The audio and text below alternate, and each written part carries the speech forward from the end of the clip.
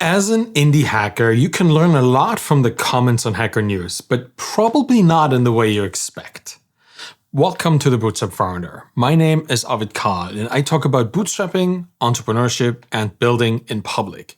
Today, I'll look at one particular conversation around a very successful and highly talented indie hacker and what we can learn about the myths and biases of the software developer world.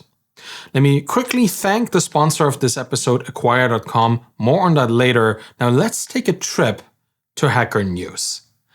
Tony Dinh, that's the person I'm talking about, a well-known indie hacker, recently shared an article about his indie hacking journey that reached the top of Hacker News. It was an interesting conversation. Let's just say that. As usual, some people reacted quite negatively to an indie hacker sharing their story. And there was one common criticism there. There was that all these small projects or these pet rock projects aren't valuable.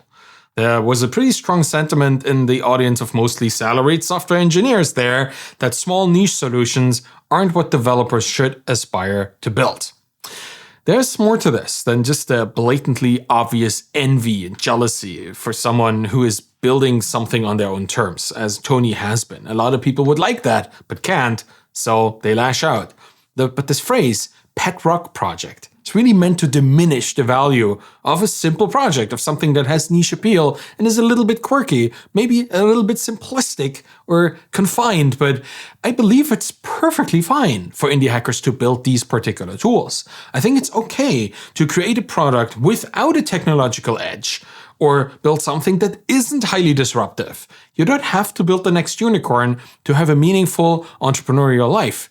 And I think that is, in fact, the core problem with many developers, and my past self is included here. We've been conditioned to think that our true potential as developers, as software engineers, lies in building parts of these massive software products with equally massive aspirations. We want to work at FAANG companies, or build the next Uber, or work on the next big thing. We've been sold a dream here. And that's a dream that our value as developers is tightly bound to the scale of the economic output of our code.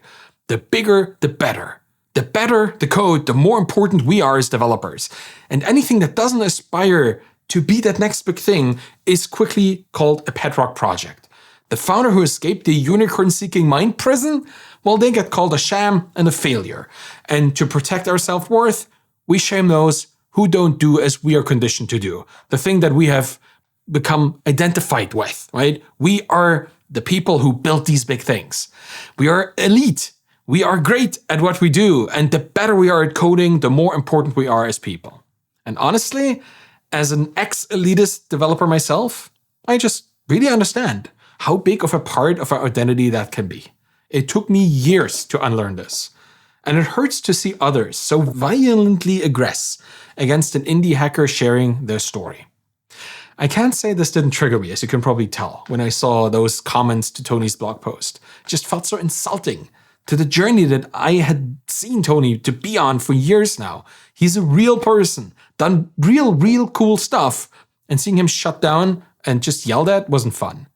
And Tony didn't build anything disruptive, but he sure built something useful. He built a great screenshot tool that I use every day, a spectacular Twitter analytics tool that I use every day, and a wrapper for generative AI. Nothing extremely unique or new, but all very useful for those who need such tools. And that's what makes Tony enough money to live the life he wants. Like, how could we not like this? How could anybody not like this? But apparently some people on Hacker News have a problem with this. And I think this living the life that he wants to live, that's my favorite interpretation of the indie in indie hacking. Building a life that doesn't require the approval or permission of others, here or on Hacker News. Indie hackers are perfectly fine developing a different product, a different version of an existing product that's more convenient or more useful for a specific audience. That's okay. It's not a quantum leap, but it's a move worth taking. And that's the indie hacker way, finding something valuable to a small but significant group of potential customers. You're not disrupting an entire industry. You're changing how certain people do certain things. And that's perfectly fine. And that also makes this approach more widely usable. No indie hacker is trying to fully dominate a market. That's unicorn thinking, right? Indie hackers don't need billion-dollar businesses to be successful. Making a few $1,000s a month already a big success for most people. And anything beyond that is a stellar accomplishment. Most indie hackers want to build something good, something useful, alongside other good and useful products, offering an alternative rather than replacing competitors. The indie hacker community is one that allows both for competition and cooperation. Case in point? Well, look at Peter Levels and Danny Postma. They have several competing products, yet they talk to each other about their work all the time. On Twitter, in DMs, they openly talk about their businesses in public, and they're fully aware that potential copycats are watching. But there's enough space for multiple solutions. And that mindset makes all the difference. If you think of everything as a zero-sum game, as you kind of have to in enterprise market domination land, it's very easy to react negatively to indie hackers' success. But let's maybe ignore those dismissive comments and keep building our small and additive products. Let's create niche businesses that don't reach for the stars, but they are in reach for solopreneurs who just want to help a select group of people that they really, really care about.